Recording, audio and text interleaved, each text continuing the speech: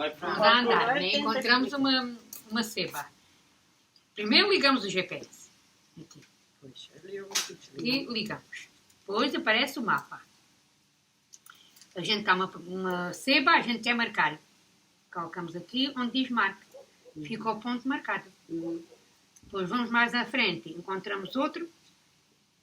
Voltamos a carregar aqui no marca outra vez. Um dia que a gente vá, que não apareça logo o mapa. Se a gente se ver atrapalhado, desligamos. Se não, se vemos coisas, vamos aqui, faz conta que estamos a fazer um livro. Colocamos aqui até aparecer o mapa. Aqui no ecrã em azul. Aparece o mapa em azul, pronto, já está pronto a marcar novamente.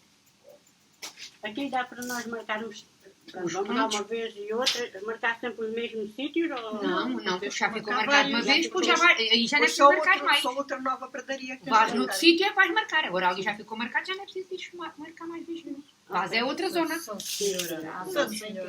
De inverno é que a gente sai mais para fora, é que dá para nós Eu conto coisas, quando me vejo a trabalhar, ou então, se não quiserem desligar daqui, calca aqui, neste disco, quit.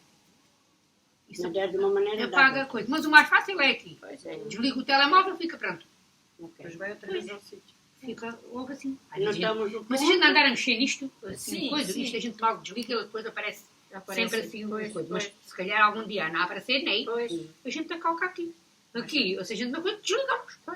Quando aparecer aqui o azul, parece mapa, é azul, a gente carrega até aparecer aqui. Parece mais fotografia, mete outras coisas. A gente vai calcando, está aqui o azul, o mapa, a gente, pronto, já está.